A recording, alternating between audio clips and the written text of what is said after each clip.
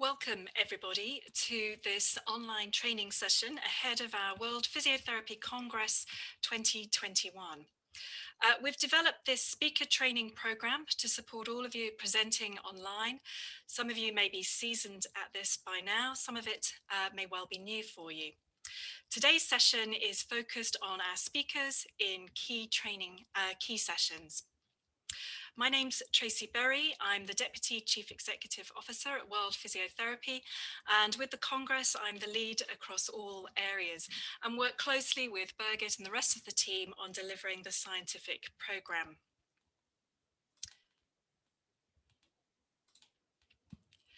So just a few information pieces to start with. You've all joined us on mute and with your cameras off. At the bottom of your screen, you'll see the option to use Q&A. So any questions you have at any time during this webinar, please insert them there.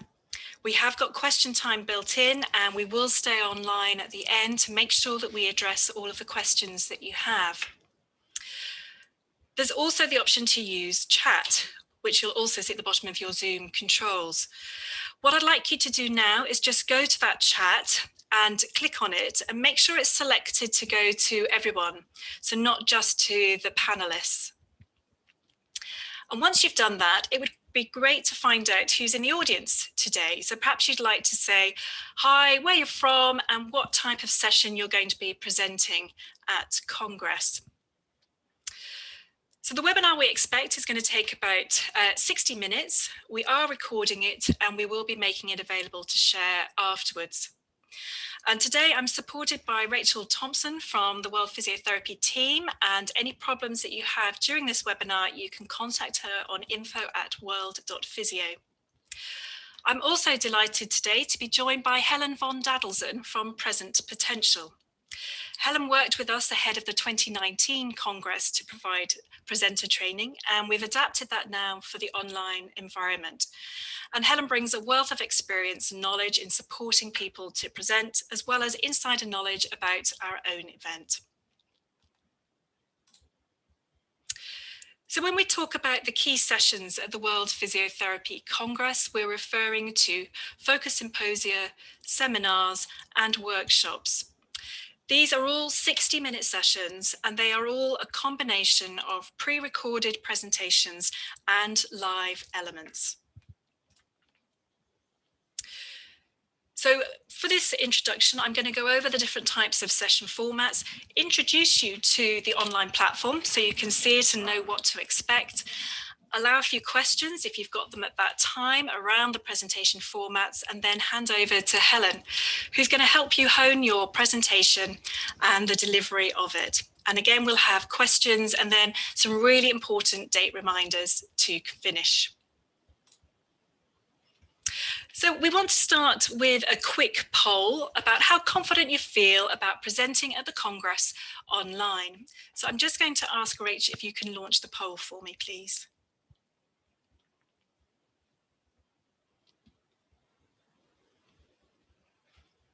So we'll just wait for people to vote.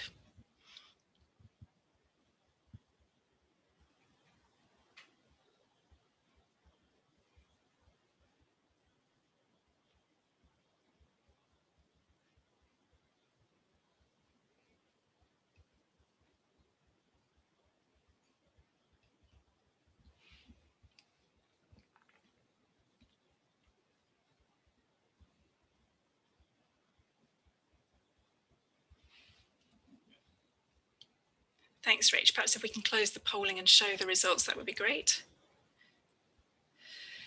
So quite a high number of you in the okay, confident and very confident, some of you in the not very confident. So that's really here to support all of you, but in particular those who are not very confident. We want to lift you up by the end of this session. Thank you.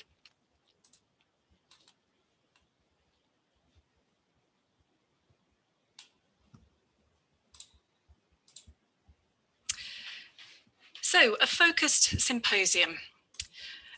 This has been adjusted from a previous 90-minute session into a 60-minute one. So a focused symposium includes an introduction from the chair, who's an expert in their field, and they lead you through a series of linked presentations. Now, those presentations will all be pre-recorded and then shown live during the actual event. So we're anticipating that the chair and all presenters are live at the beginning for those introductions on screen and on camera. The technical team will then show your pre-recorded presentations and then come back to all of you as a group of speakers to run through questions and key comments from the chair and other panel members. You'll also be supported by a moderator. Now, a moderator is someone that we're going to train up from our side so that the chair and the speakers don't have to worry about handling the question and answer section. We like to think of the moderator as the voice of the audience. We can't take everybody off mute, so they're going to be passing the questions that are raised by the audience. Those questions will be open and public, and you will also be able to see who is voting those ones up, which ones might be most important to other people in the audience. But the moderator can also see others that are further down that are also of interest to pass to the chair and panel members. The chair will then wrap up the session, concluding it and drawing it together for all of the participants.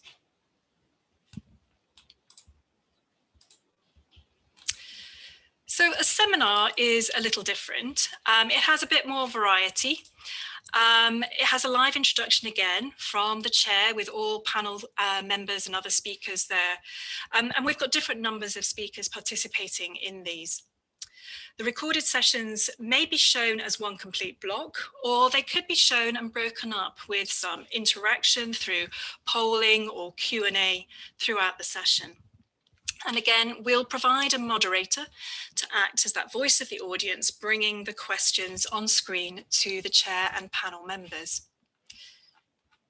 Polls are probably going to be used a little bit more in these sessions to break them up and have interactions. And you've just seen an example. It's going to be very similar to this in the live platform. We're looking for simple questions, multiple choice with one answer. And then at the end, the chair again has closing comments. Workshops of what we're referring to as our previous courses. Now, courses would have been half a day, 1 day, 2 days, and they've all been adapted now for a 60-minute session. We may find in these there's just one presenter, or there could be a group of presenters. And again, the pre-recorded presentations will be shown, but there will be live time for introductory comments, any panel discussion, and question and answer. The moderator again will be there as the voice of the audience, bringing those questions. And one of the reasons we want to do this is so that the person who is in charge of delivering that session and all the presenters can concentrate on what they're doing and don't have to worry about the technical aspects of running and delivering an online session. Polls will also be available to workshop presenters. And then obviously we go back again to the chair of the presenter to wrap up this session. So what's the platform going to look like? It's going to look like this with all of the key aspects of the Congress there for our participants to choose. For all of the sessions that you're involved with, the key sessions, they will be run live. So once somebody clicks on the live element, I'll show you in a moment, it'll go through and show you what's running and what's coming up next. What also will happen is with all that live content, it's being recorded, and once it's been finished and edited, it will move over to the on-demand area. The on-demand area is also where all of the abstracts, the platform and e-posters will be. Anybody who's interested in your session can find you through the Live Now, can also find you through the planner, which is your schedule, and through speakers and the session types. So if we click on Live Now, this is an example that it will show across the 6 channels, a bit like having your TV channels to choose from. And just if you're looking at any of the detail on here, I just want to put the health warning on that this is test data and not confirmed presentation dates and times, which you will get shortly. So if you then click into one of those live sessions, so for example, a focus symposium that's running, you'll have a screen that has the broadcast with hopefully, if you do your recording with an image capture, your image plus the presentation. There will also be over on the right-hand side options for questions and comments, a little bit like we have here in Zoom. So those questions are the things you really want to target to the chair and presenters, and the comments can be just general observations. Somebody who's commenting on really great presentation. Hi, I'm from wherever in the world, this really resonates. It's there for the participants to really just be free to say what they want. And we will be giving clear instructions to try and make sure that questions don't end up in the chat and the questions that we really focus on are in the right place. So that's an overview of all of the session formats, the key sessions. And I just want to check if we've got any questions come in. So I will stop sharing. There's nothing come up in the Q&A. Let's just check anything in the chat. That looks good. So you've all followed instructions, no questions I can see in the chat. So Helen, I'm going to hand over to you now.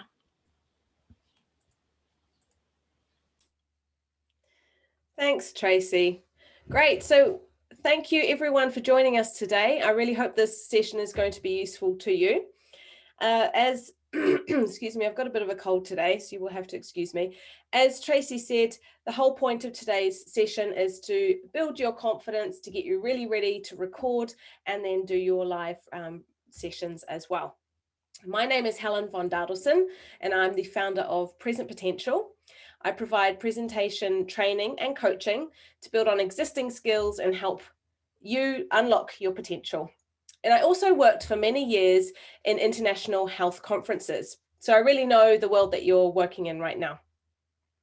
So now that you know what's expected of you, thanks to Tracy's introduction, how do you get there? Oh, I'm going to share my screen just to go quickly over the agenda. So today we're going to cover virtual presenting. It is different from presenting in person at a conference center. We're going to focus on who you're speaking to, who is in the audience, how to structure your presentation, whether it's a symposia, a seminar, or a workshop. We're going to look at what to do for your PowerPoint, which becomes even more important now that we're presenting online. How to set yourself up for a great recording, because all of you have recorded elements of the sessions. And then also how to present live, because again, all of you have the opportunity to be presenting live. I will invite you to ask questions throughout the whole presentation. I'll keep an eye on those. And I will also be asking you to participate during this training. So that will be mostly in the chat function. So when you registered for this webinar, we asked you a question. What are you most worried about when you're presenting on camera or virtually? And the results are as follows. Most of you, 64%, feel that it's difficult when you have the lack of atmosphere, feedback, and energy from the audience. And that's totally understandable. We're speaking to, in our own home or in our office on our own to a square screen and into the camera. And that's very different. So I'm going to address that a little bit later of how to make sure that you keep up your energy and don't miss that atmosphere and feedback. The second piece that people were worried about was keeping the presentation engaging. And I'm glad that people want to keep the presentations engaging, especially on this online world where we're distracted a lot of the time, the people watching. So I'm going to give some tips on how to do that as well. And the third thing that came up most consistently was concerns around the technological challenges. Not only are we asking you to present online, but you need to work out how to set yourself up, how to record yourself, how to present live. So again, I will give you some tips as we go through the presentation today on how to deal with those challenges. So in terms of speaking virtually, how do we keep it engaging? How do we overcome the challenge that we don't have the audience giving us feedback? Well, first we need to realize it is different. Think about the last time you were in a conference center. You dedicated time for that event. You probably took time off work to be there. You probably flew to the other side of the world. Your out of office message is on in your emails. And in the virtual world, it's different. Probably many of the audience members will be trying to squeeze in as much of the Congress content as they can in a normal day. So we really need to step things up and make it worth their while engaging. The audience may also have other things vying for their attention. They want to see another session. Well, that's normal in a conference anyway. They have their email notifications coming up. They have maybe the dog, the cat, the children to look after in the background, or the kettle boiling, or the postman coming to the door. So all of these things will be vying for their attention. So how do we keep it lively and engaging? How do we ensure we've really got our energy and our passion in there? Well, there's a couple of things. Really quick tips straight off the bat. The first one, and you'll like this as physios, is to sit on the edge of your chair. So you can choose to record standing up, which is great because it really keeps the energy up, keeps you grounded and helps the flow of oxygen, etc. Or if you're sitting, you can sit on the edge of your seat and really engage your core. And that, by grounding your feet, it helps you keep the energy up, or it definitely does for me. So that's the first one. The second one, and I will repeat this a couple of times today, is look at the camera.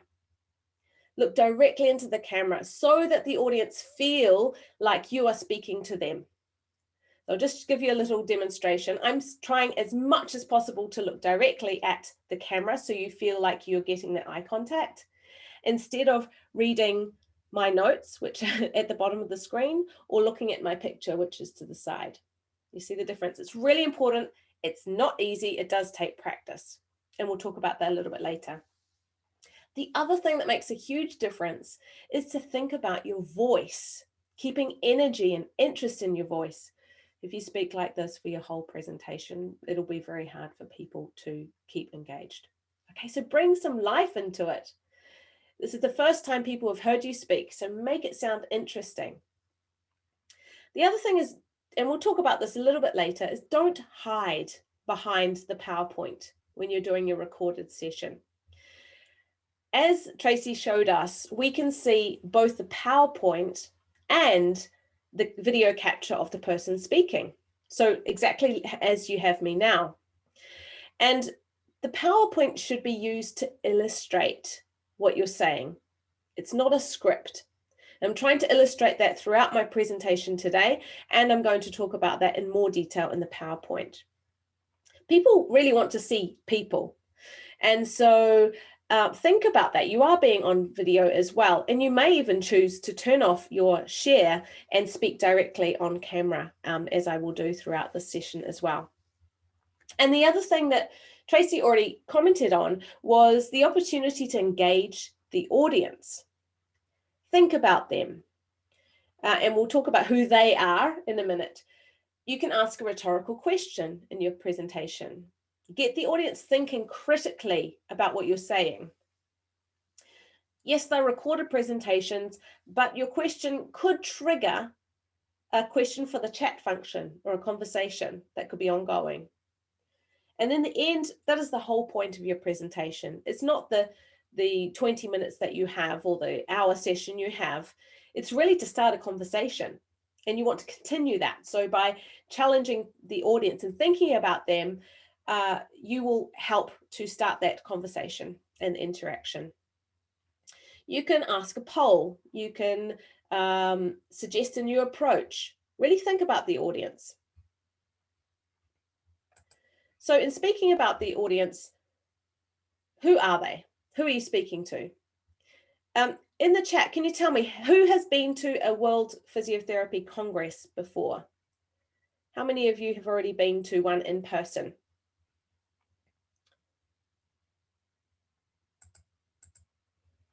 see. Yes, I have. Twice. Yes, I have. No. Okay. Never. Okay, so there's a couple of people who haven't.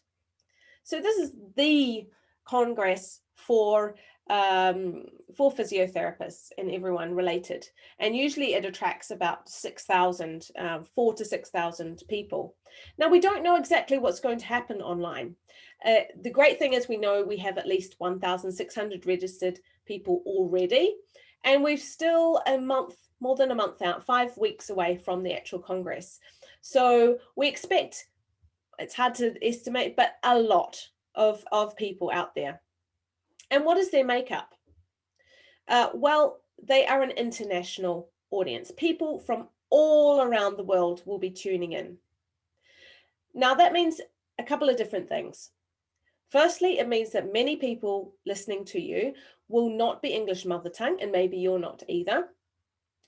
And so this is straight off the bat, we need to slow down when we speak. People will be hearing a lot of different accents and needing to adjust their ear to that. Speaking of accents, in the chat, can anyone tell what my strange accent is? I think I saw a few people who might have an idea. Who knows where I'm from originally? Write it down in the chat. The great thing about this Congress is, yes, it's in English only, but World Physiotherapy are trying this new AI interpretation function. So again, it's really important to slow down, enunciate, minimize the jargon, and think about the audience and who is receiving this. Has anyone got my accent? Australia, no. G'day, mate. No. We do have someone. Rob got it right. New Zealand. Yes, New Zealand. Thanks for keeping it quiet, Saurab. Yes, I'm from New Zealand, living in Switzerland now for many years, and that's why my accent has changed quite a lot, but it still comes out from time to time.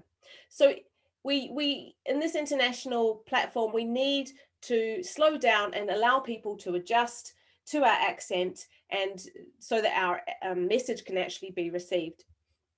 The other thing about a international congress like this is that people will be joining, whether live or on the recorded, all times of the day and night. They might be on their way home from work, looking on their small smartphone. They might be in their office space watching on a big screen, and that also has an impact on them and how they're receiving your message. So it's just worth keeping that in the back of the mind. We will have a huge range in terms of experience and speciality in physio.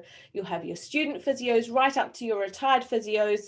And as I said, all the different specialities that you can imagine.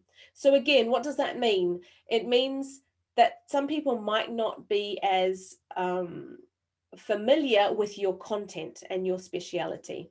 And when it becomes your area, you forget at how foreign it might feel for other people. So again, as you're preparing your presentation, think about who's receiving it, think about simplifying things. How much context do you need to give? How much technical jargon can you add or not? And if you're not sure, keep it simple so that you can, so it can be accessible to as many people in the audience as possible.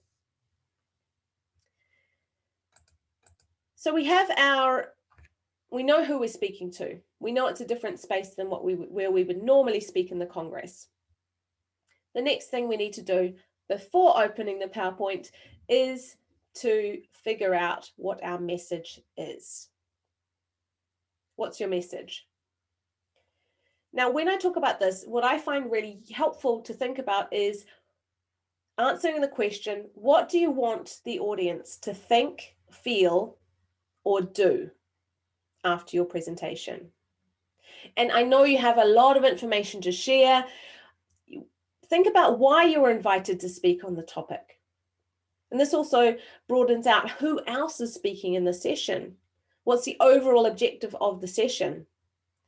and you will be invited to a planning meeting with all the other speakers and the chairs of your session to discuss exactly that, the content, the approaches, and there you will see how you fit into the bigger session. So what do you want to do? What do you want them to do after your session, after your presentation? What's the transformation you're looking for? It might be for someone to contact you, to offer collaboration, to ask a question. You could have people in the audience who could maybe change the way they approach a problem or a particular challenge that you're addressing. You could have a future employer or maybe a funder in the audience who's ready to looking out for the next project to fund. Maybe your approach is really unique and you want to inspire the audience to try it or test in a different circumstance, for example.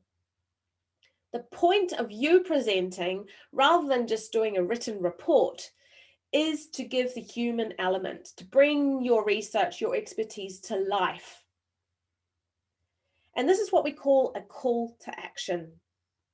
And being clear on this will help you choose which information you include, because you can't possibly, no matter, even if you've got a workshop of an hour, you can't give everything you know within that time. So you need to be selective and think and keep really focused. The more focused the presentation, the more value the audience will get from it. A couple of quick questions that I'd like you to think about. If you've got a pen and paper, maybe jot down some ideas that you have. Why should they listen to you instead of someone else? So Tracy showed that there are multiple sessions happening at the same time on different channels.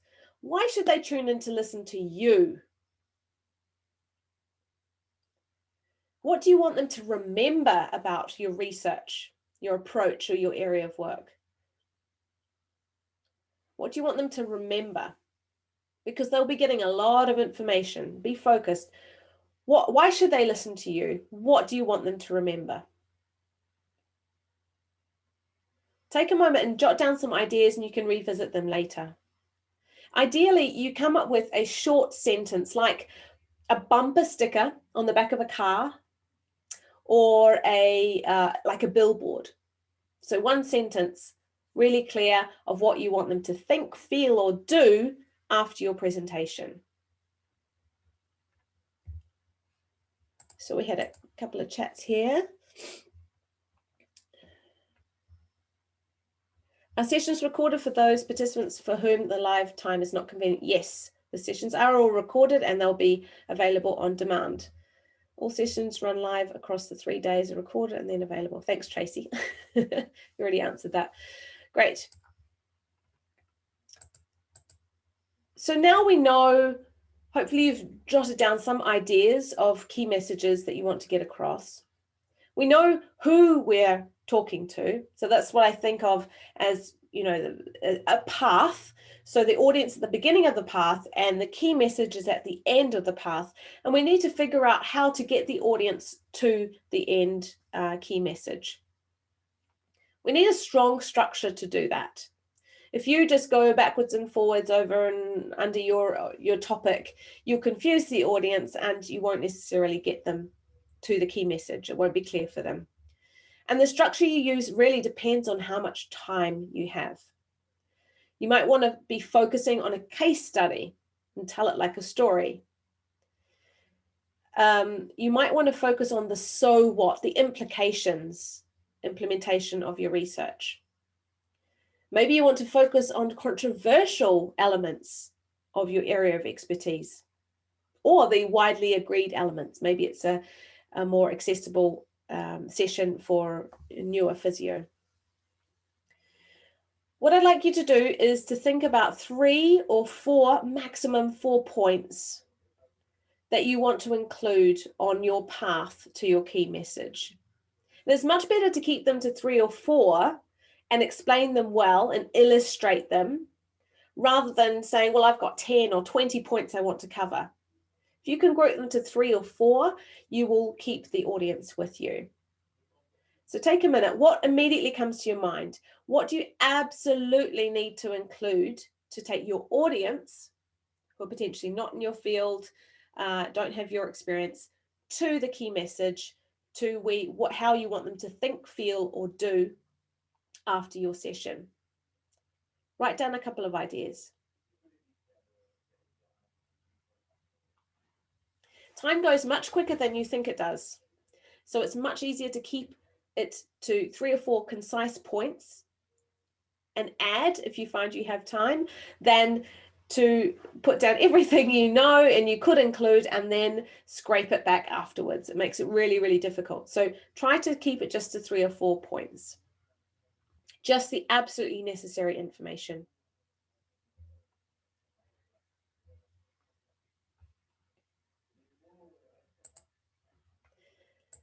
So now we know, I'm sure you all know the recency and primacy effect, the importance of starting and ending really strong for a presentation. This is a really important element for your structure as well. You want to really grab their attention right from the beginning and the audience say, wow, this is something I absolutely have to stay right through the session for. So what can you do? A couple of ideas. You could start with a story, and case studies can be really nice. Even if it's not a true case study, you could have some sort of amalgamated patient, for example, that you could be talking about. Use a story, make it feel real to the audience. You could pose a question.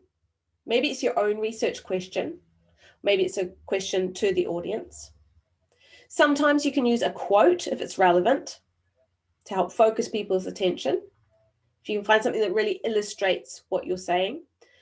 Or you give a problem, which hopefully you either help resolve through your presentation or leaves the audience thinking further. What you don't need to do is to start with, good afternoon, my name is Helen, blah, blah, blah, blah, blah. The online platform has your name, the title of your presentation, and even your biography in there. So don't waste your precious time telling everyone about you. They can find that information elsewhere. Grab them right from the beginning. Give them something to do. Give them something to think about. Challenge them. Make them want to watch further. You can also give a preview. Get them so that they want to watch and listen to the entire presentation. And it's so much easier to keep your audience with you once you've grabbed them than to get them halfway through.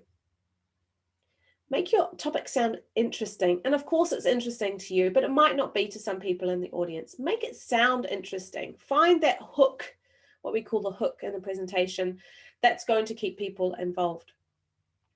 Let them know why your topic is really something they need to pay attention to and that they won't be wasting their time watching. And similarly, in the closing, you want to leave their ears reverberating with your message. One way, which is really nice in the presentation, is to have a circular sense of resolution. So you open one way, maybe with a question, and at the end, you end with an answer or another question. So a sense of resolution. Another couple of things you could do for your closing, obviously summarize the main ideas. So we're talking 3 or 4 only. Make sure that your key message is clear to them. You could leave them with a challenge or the resolution to a problem you've posed through the presentation. Remind the audience why it was worth listening to you. Again, that's why it's good to write those things down at the beginning. Answer those questions. And again, you don't need a thank you slide. Hopefully, if you did a good job, people will be thanking you for the knowledge and the information that you have and the inspiration you have given them, and why they feel great that they spent that time listening to you and that they've learned something and walked away with something. The other thing you need to be really careful about is your timing. So be clear on exactly how many minutes you have and make sure that your recorded presentation is within that time. And again, this will take practice. This is why we can't leave it to the day before, so the 10th or 11th of March, to put your presentation together. You need to be starting to do it now and make sure it is within the parameters that have been set for you. The other thing I wanted to talk about sorry, I'm trying to find my share screen, with the presentation structure is think that you're one of many in a team, because most of you, if not all of you, will be speaking in a session with multiple people in there. So you need to work harmoniously together. As an audience member, I would much prefer to see a cohesive session with speakers who relate to each other, rather than one recording which is unrelated to anything else.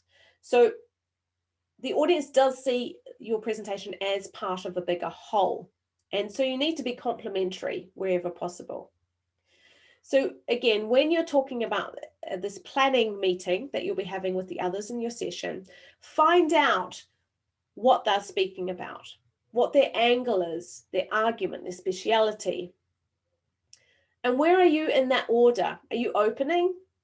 Is your presentation the first, the last, in the middle? This will all have an impact on what information you include in the presentation. If you can refer to the other people's work, then that gives the audience a lovely sense of a whole session as well. So during the planning meeting, make sure that you are talking to the chair and the other speakers. Understand how the session will be organized. Tracy gave us some examples, but I know that they'll all be tweaked depending on the speakers involved and the chair who's running the session. Think about when you want to have that audience interaction. And it's much better if you think about it as a whole, as part of the team, rather than each of you individually. Are you going to use polls? They can be really effective to keep people involved, keep them engaged. Do you want to leave your presentation so that it leads nicely onto the next one? This could be an idea, but again, it requires some planning on your behalf. Maybe you're actually in direct opposition to another one of the speakers. Then you can refer to that. That makes it much more interesting than just thinking about your 10 or 15 minutes as a standalone. Are there any parallels that you can draw, or references that you can make to the other presenters? Again, for the audience, this makes a nice, coherent, complementary presentation within the session. The other thing that you should do, which is going to help you be prepared and confident, is attend the technical rehearsals. So these are sessions that you will get to see the platform, understand how the Q&A works, what you will see, what the audience will see, etc. And again, that will help you feel more confident, and the more confident you feel, the better you will actually perform on the day. So make sure you look out for those emails to invite you to the technical rehearsals for your session. So now we have a really clear idea who we're speaking to, where we're taking them, what structure, some ideas on opening and closing, how we want to work as part of a team. Now, and only now, are you allowed to open your PowerPoint. So as I said before, your slide deck is not your presentation. It should illustrate what you're saying rather than repeat it or even replace it. And you're free to use whatever application you want, so PowerPoint, Keynote, Google Slides. I will say PowerPoint because this is my preferred slide deck, but you're free to use anyone. There is no PowerPoint template from the Congress, so that means that you may want to use your institution one with the colors that you need to use and the logos. Check that out if you need to do that, or you can create your own style. So great, how do we put this PowerPoint together?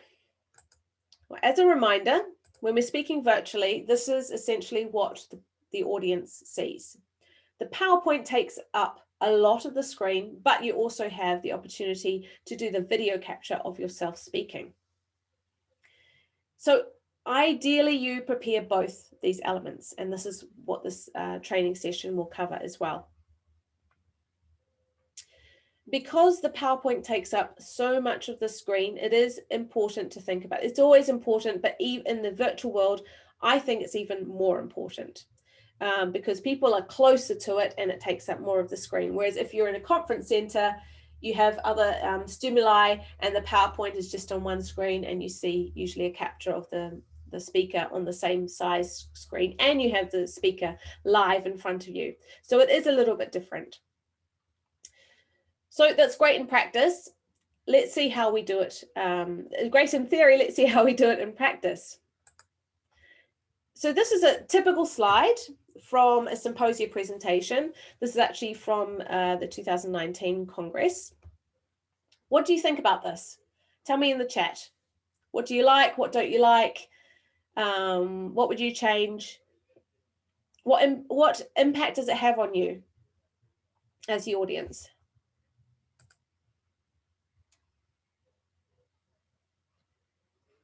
Write to me in the chat. I'll have a look. I can't see the chat. Where's the chat gone?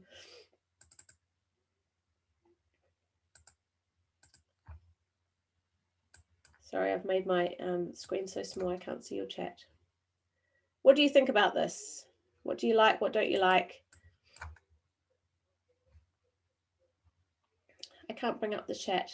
Maybe Tracy, you can tell me what's in the chat. What have I done here? Yeah, don't worry, Helen. It's saying too wordy, too much information, too much text. Colors are good, text too small. Missing visuals, illustrations, cartoon. References don't help. That's a summary of everything. Great, thank you. And I still don't understand why I can't see my chat. That's going to be a problem. I'll see if I can fix that. Okay, so I'm glad you agree with me. I think it's a boring slide, far too much information. And if I was speaking to the slide, what would you do? You would have to make a decision. Either you listen to me or you read, because we can't do both at the same time.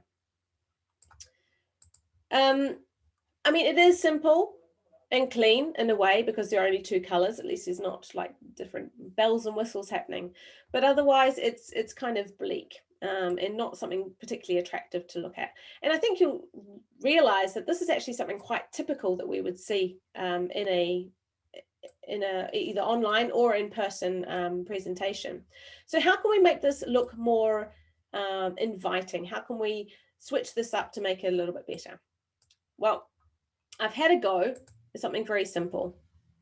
I've created a really simple infographic which illustrates my point, and then I can explain it. So Collins and Blige defined intersectionality as an analytical tool which gives people better access to the complexity of the world and of themselves. People use this tool to solve problems that they or others around them face. Then after my definition, I would use the rest of the words that were on that slide, in fact, to be my script. I'd explain that the intersectional systems of power result in lived disadvantage and decreased health outcomes, etc., etc., etc. So I took the message from the slide, I created a really simple infographic, and I'm not a designer at all. I did this all in PowerPoint very, very quickly. You can actually insert icons directly from PowerPoint and play with them. You can also find good infographics online. So here it concentrates the audience's attention, and then you speak to it. So they absolutely need to listen to you to actually understand the slide, but the slide helps to illustrate what you're talking about. One thing you could do here as well is bring in each of those elements one by one with simple animation as you explain them, if that's relevant. The other thing you could do, which is quite revolutionary, is to stop sharing your PowerPoint at some point, like I have. And now I've got the chat back, so that was a good trick. So you can sometimes just speak on camera. Now, this requires a little bit of practice to do it right. As you saw, I had a technical difficulty as well.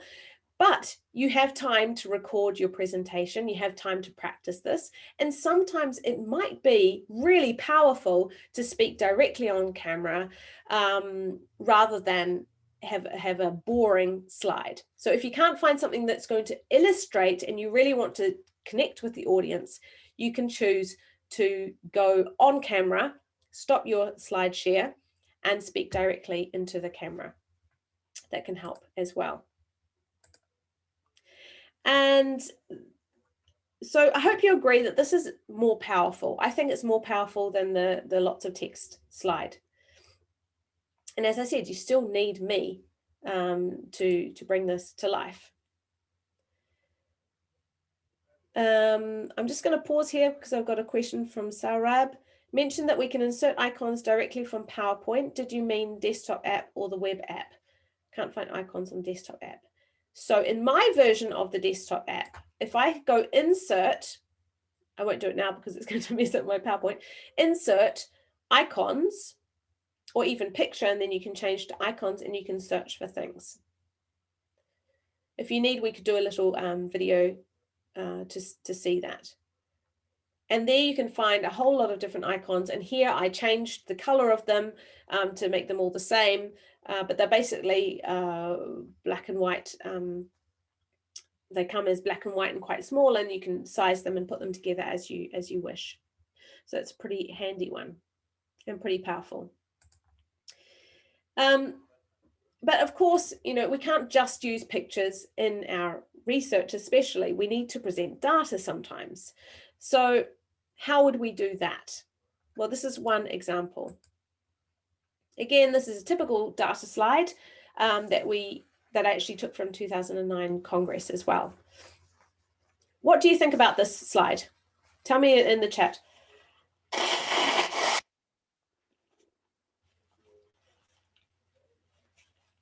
What works, what doesn't work? Where do your eyes get drawn? What do you see? How do you interpret this? Needs color. Yes, definitely the black and white doesn't help.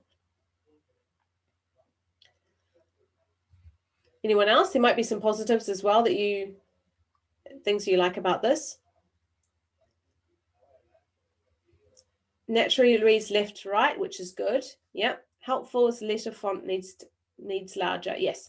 The whole thing is very small. It's even pixelated, so we can't see it very clearly. The key is too small as well. Absolutely. Consolidated information, but very colorless. Yes. Now, I didn't watch this presentation, so I'm not sure exactly what the point of it was, but I'm going to have a go at interpreting it in a minute. Any other feedback? Things you like, didn't like? Okay, what I see is basically a copy and paste from the research, from someone else's research, in fact, which is fine in theory. But if you want to present something like this, you would need to leave the audience a couple of minutes to decipher it.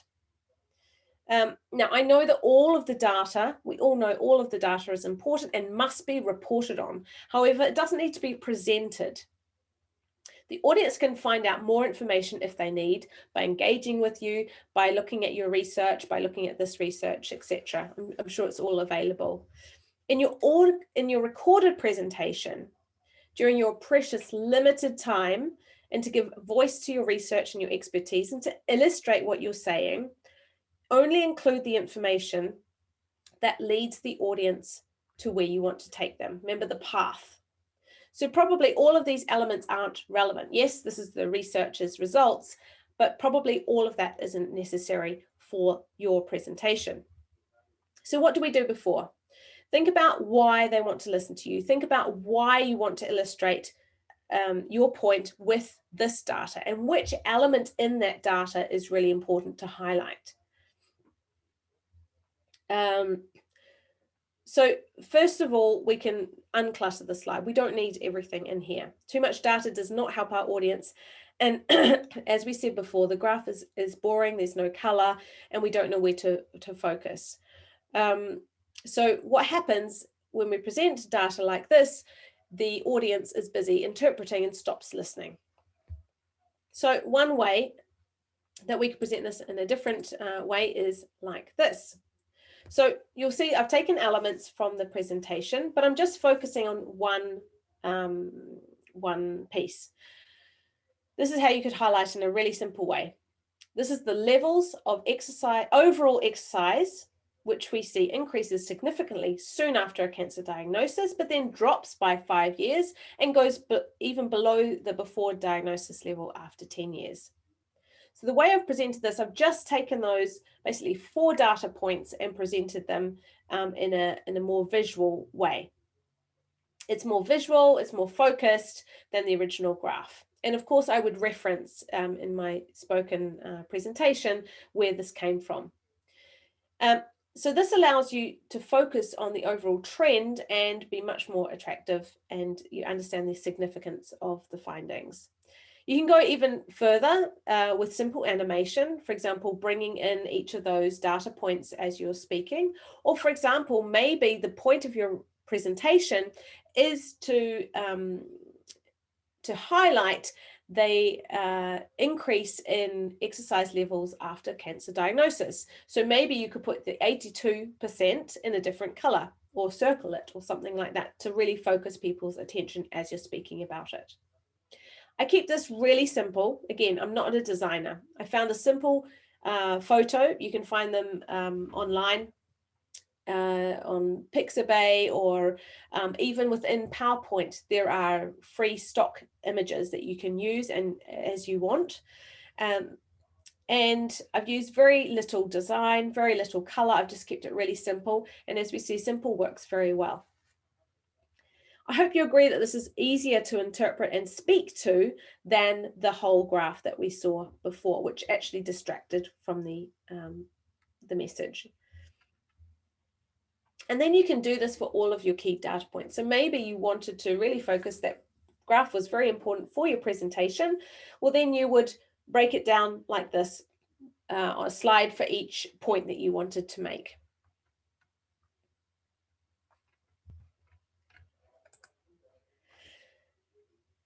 The most important thing about the PowerPoint is people cannot read and listen at the same time.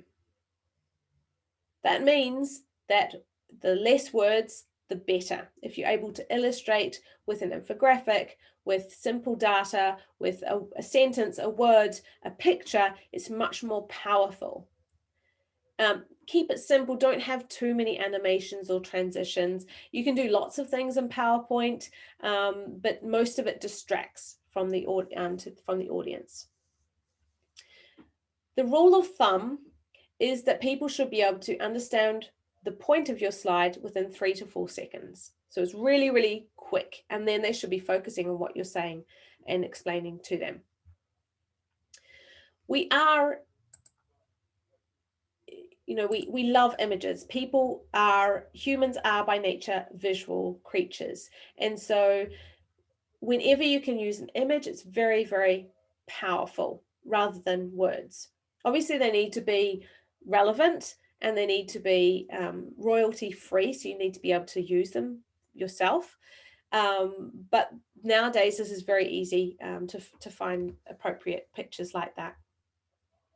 And the audience can take a lot more from picture than they can from words, and much quicker.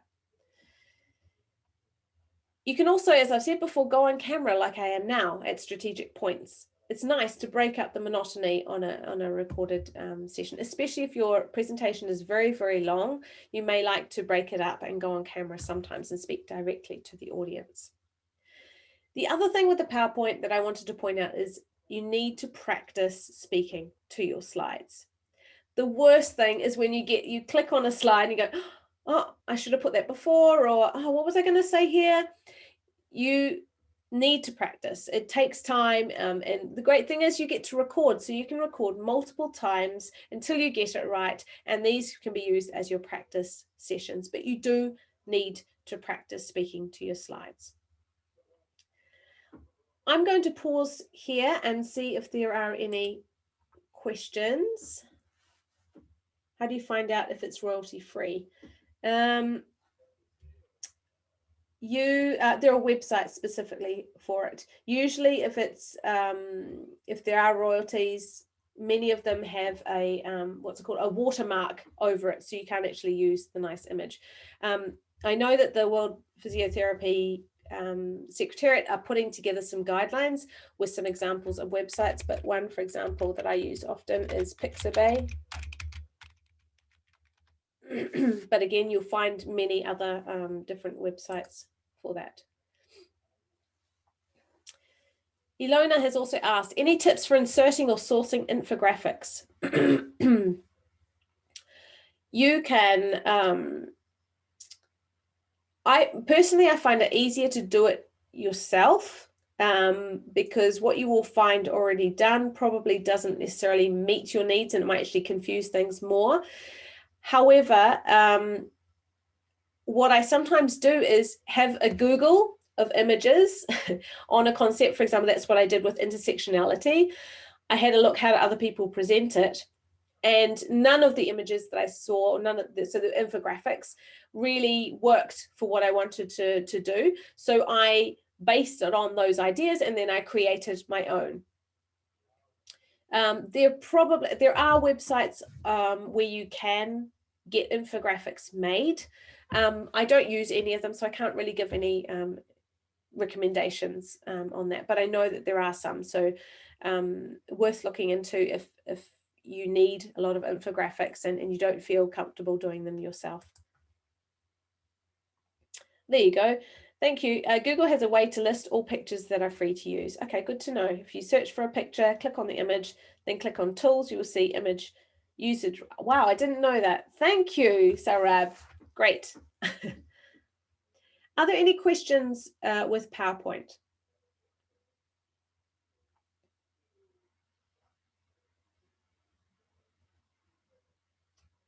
No more questions. Okay, great. So now we're ready to record, right? You need to think about your technical setup before you record. So there are a couple of things. Firstly, the camera. Now, check if your built-in camera on your laptop or your computer is good enough quality. Modern laptops are usually okay, but you may want to invest or borrow another camera. What you want is a high quality camera which has a clear picture image. It doesn't need to be very expensive. Potentially people in your entourage have one that you can borrow for these purposes. The other thing with the camera is where to put it. Generally, when you're sitting at your if you've got a laptop, you will have some sort of image like this. I'm going to take my little camera off like this. So we see far too much of the ceiling and up my nose. And this is the normal way that I would work on my laptop.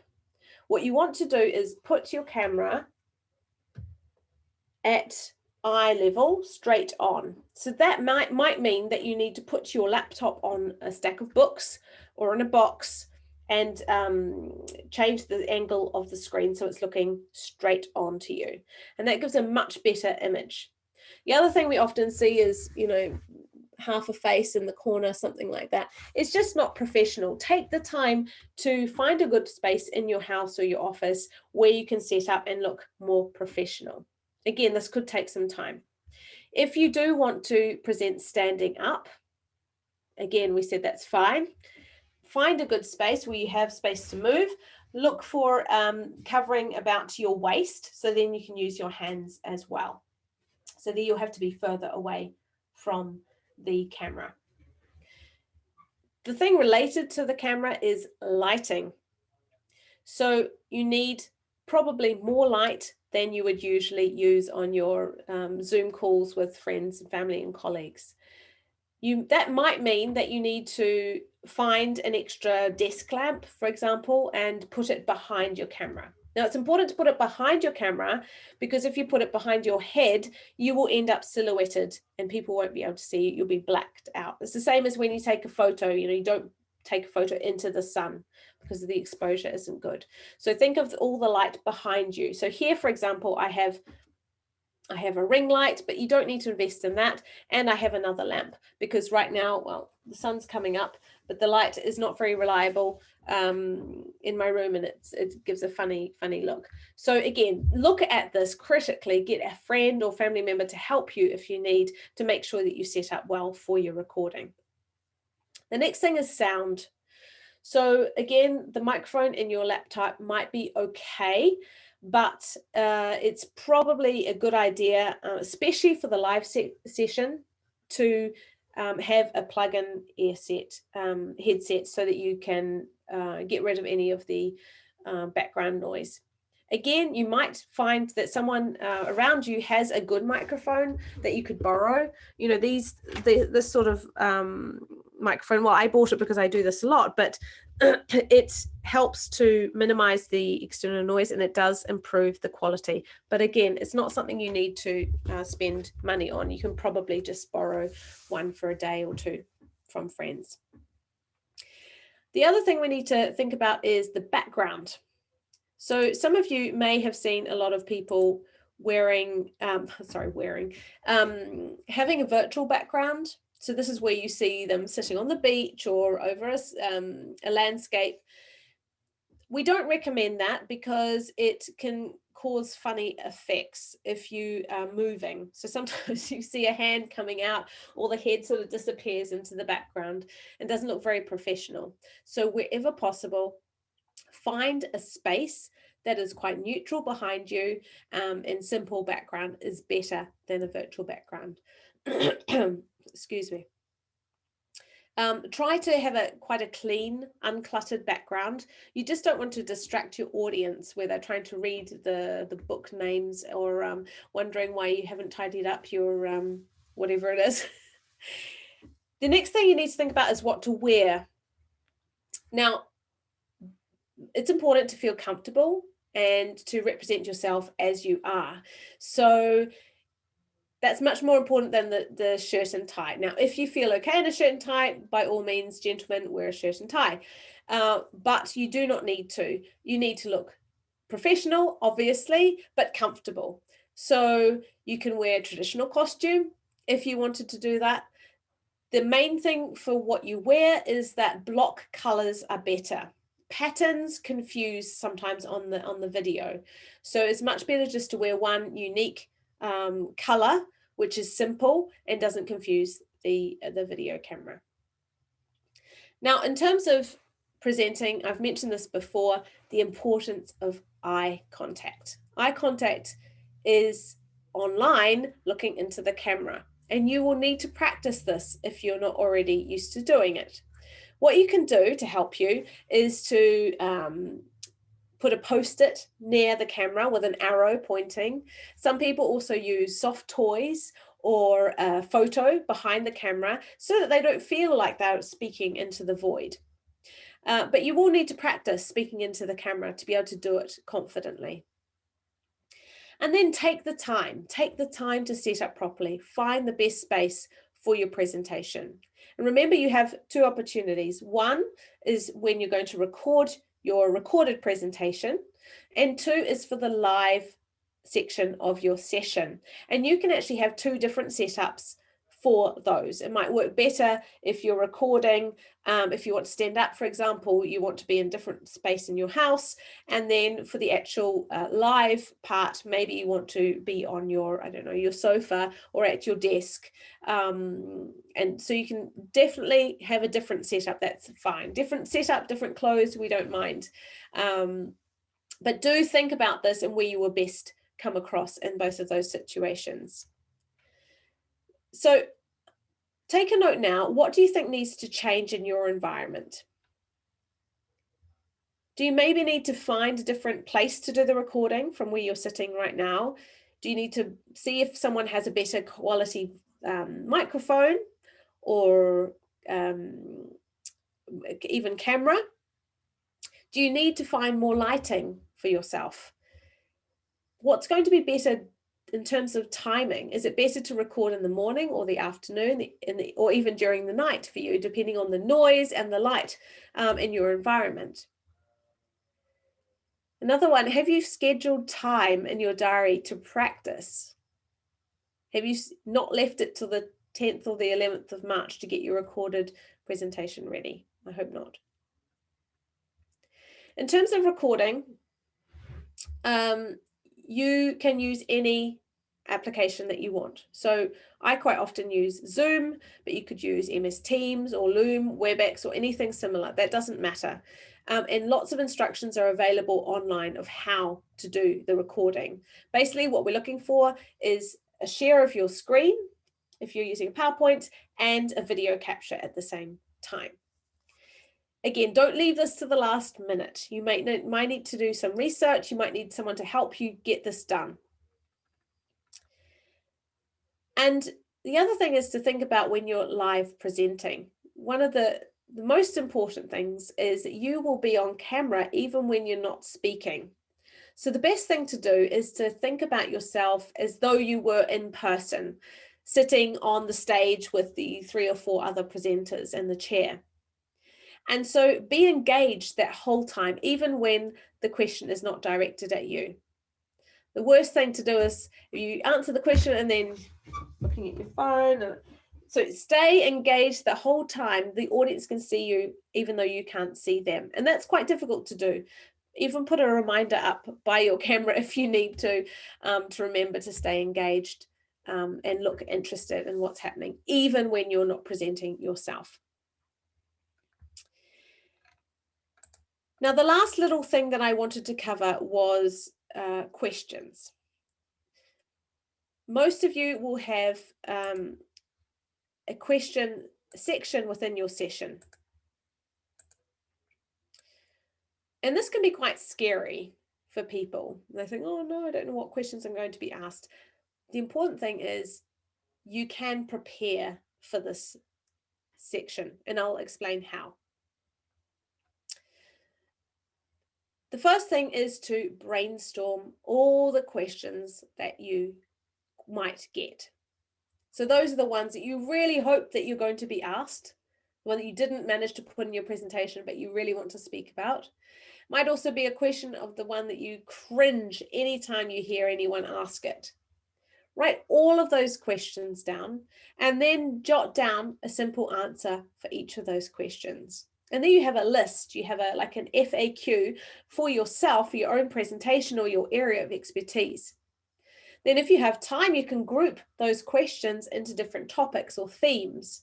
So it makes it easier for you to refer to them. And if you need that piece of paper near you during the presentation or the live Q&A, that's fine. You can easily glance down at something. If you're well prepared, you'll know exactly where the answer is. So take the time to prepare for this. Don't leave it to chance and just hope you don't get that question. But what if you do get that question and you don't have the answer? What do you do? Has anyone been asked a question that they don't know how to answer before, and how did you manage it? Can you write in the chat? Have you ever been asked a question you didn't know the answer to? How did you manage it? Just be honest. Good, Rudy. Yes. Just say that I don't know. Yes, absolutely, Rob. Say you don't know. Don't pretend to have the answer. Yeah, that's the worst thing. And people can see it if you're not being honest about things. It's much better to say, I actually don't know that. It's outside of my realm, or I haven't thought of that before. And if you can then go a step further and say, you know who you should ask? Dr. So-and-so of blah, blah, blah. Or, can you write to me personally and I'll see if I can find the answer for you? Because maybe it's a colleague who crunched those numbers or did this part of the research. Love to get back with the answer, and then make sure that you do get back with the answer to close that loop. And that will make you come across so much more professional and competent and true to your word, which is always good. So if you get asked a question that you do not know the answer to, be honest, say you don't know, and if you can, lead them to someone who may know the answer or somewhere where they might find the answer. Absolutely. You can't possibly know everything about everything. So that's fine. And, this might also be an opportunity to follow up with the person and start that conversation that we were talking about. Maybe this is a new area of work that could be opened with this very difficult question. You never know. The other thing about the question and answers is that you should practice answering the questions. The more concise you are with your answers, the better. So that means that if you can answer a question within one sentence, maximum 2, it's going to be much better for the chair and the audience. They'll say, oh, we've understood that. And then there could be a follow-up question where you're asked to elaborate, and then you can add on more. So you've probably heard, it's a typical politician thing where they go around and round and round the question and never get to the answer. It's much better if you can answer precisely and concisely and then leave it for follow-up if you need to. You don't need to jump straight into the answer either. Take your time and breathe, reflect. You can rephrase the question if it's helpful to you. It gives you a couple of extra seconds to prepare your answer in your head, and it also can help you to rotate the question slightly in the angle that's easier for you to answer, and if you need to do that. So you can prepare with colleagues. They can rapid fire some questions to you and you can come back with them. This will also help you with your confidence levels and feel more prepared for the Q&A session. So just don't forget, you can prepare, you should prepare. So make sure you have time for that in March where you're preparing for that live session. Now I've just about finished my section of this presentation. Before I go, I just wanted to hear in the chat, what one thing will you do differently or stop doing from this training? What's your biggest takeaway? Excuse me. Keep it simple. Use icons. Look at the camera. Simpler slides. The beginning of the presentation. Yes, grab them from the beginning. The hook, exactly. Great. I'm so glad to hear that you got something out of that. Hopefully you've made some notes during the exercises that we did as well, and you can go back to that and rework that. Use the rhetorical question. Think first before working with the PowerPoint. Absolutely, Martin. If you open the PowerPoint first, guaranteed you'll be busy finding photos, fiddling with fonts, and then you'll lose the track of where you were going with your whole message. Summarize. Yes, great. Summarize the key message. Yes, and even write it down right from the beginning. How to use the PowerPoint. Oh, I'm glad that was helpful to you, Srijani. Great. Fabulous. Well, I'm going to stay online for a bit to answer any other questions that you have, and I know that Tracy and Rachel are available as well. I'll hand back to you, Tracy. Thanks ever so much, Helen. Always something to learn, I think, and PowerPoint and the images is something that I think has come up quite a bit. So if anybody didn't see in the chat, we'll pull something together that gives a little bit more direction, particularly on how to use images. So I'm just going to bring my screen up now as well. So I think we've covered off all the questions that were in the chat.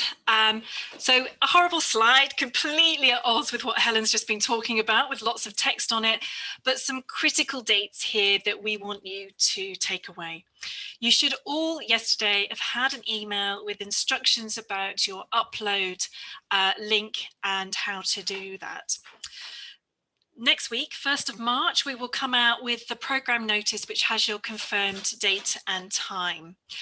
It has been a real challenge to getting to this point. Not only have we had to think about the complexity of the programme, but the time zones that everybody's in and trying to minimise the stress of that. But it is a challenge. Some of you in Focus Symposia, for example, we have 16 hours difference to accommodate. At the beginning of March, just a couple of days after that, the platform will be going live. So you, as well as other registered participants, will be able to go in there, have the look, the feel, the experience, and investigate the whole of the programme. The other date we have to get you really focused on is the 11th of March. It's our upload deadline for all presentations, posters, recordings, audio commentaries that go along. And that's because the technical team have to check everything that comes through to then put into the live platform. Helen mentioned already, we'll have some technical rehearsals. They're happening in those last couple of weeks in March. And that's where you will be joining online with the technical team, not us from World Physiotherapy, and that will check your sound, your lighting, your interface, and the quality of your connection so that they can give some advice there if required. If you're using polls, we'll need those questions by the 26th of March to upload them into the system. And then just for real interest, 31st of March, we'll be lifting the embargo on the abstracts. Content is all live from the 9th to the 11th. That's the live program when you all become your TV presenters, and all the on-demand content is there. And then everything that's live and already in on-demand will stay there for 3 months after the event. So those are the key things we need to think about and focus on in terms of dates. And just because we asked this question at the beginning, we'd like to answer, for you to answer it again now. So Rach, I'm just going to ask if you can just pop up the poll again for me. And again, reflecting now, having had this session and all the things that Helen has covered, it would be great if you can give us a bit of feedback, and then we can compare the before and after.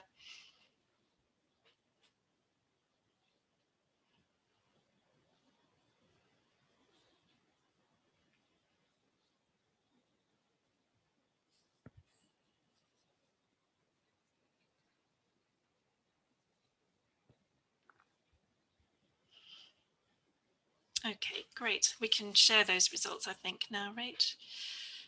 So whoever was in the not very confident, we've lifted you up, which is fantastic. And actually the bars have shifted up, Helen. So I think that's a good KPI in terms of what we've hoped and set out to achieve today. So we've covered everything we wanted to cover today. We hope you found it useful. The recording will be available if you want to come back to it at any point on the website. We're just going to check the chat in case there's any other questions that we haven't answered. So I will stop sharing the screen now. And let's just bring up the chat. We also recognise we're over the hour, so if people are signing off, it's fine, but we will stay around in case anything else needs to be covered.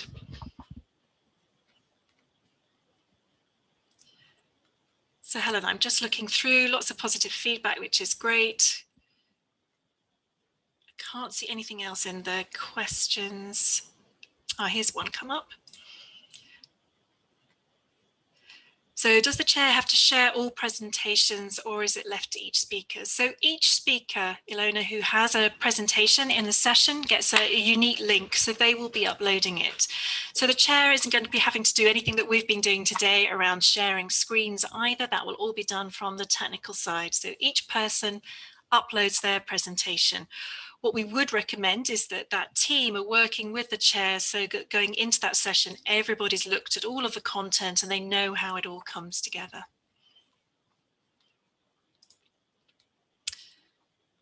What would you say would be the benefits or disadvantages of a poll, and how would the poll run? So Helen, I don't know if you want to comment, or I'm happy to take that. Maybe you could talk about how the poll will be run, but I think the benefit of running a poll is to get the audience engaged directly and thinking about what you're talking about and reflecting. The challenge is to pose a relevant question with relevant answers that are going to get people engaged.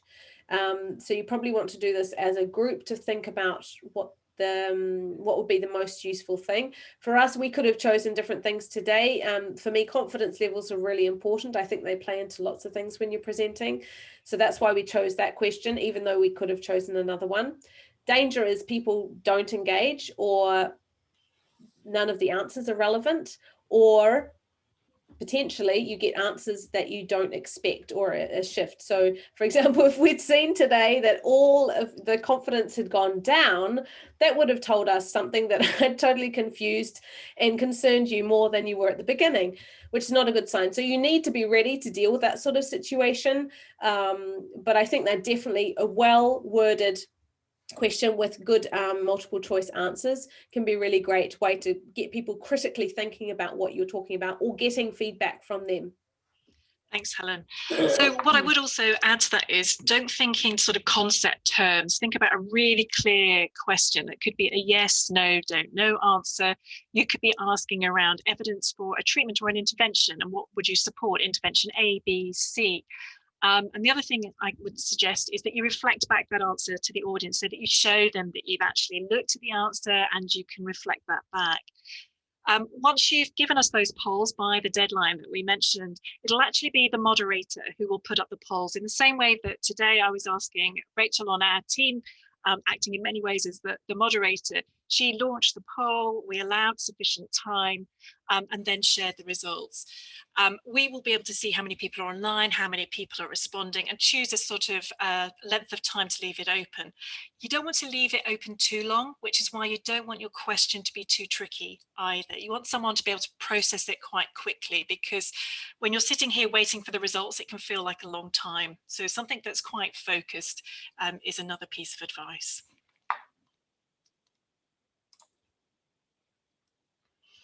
So does it include word clouds? No, it doesn't include word clouds. It's a simple multiple choice question.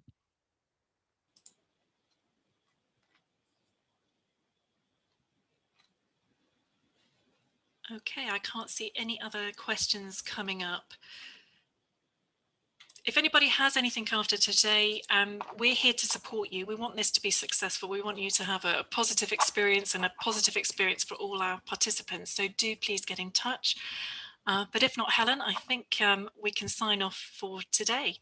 So thank you very much for all your support. Thanks, everybody.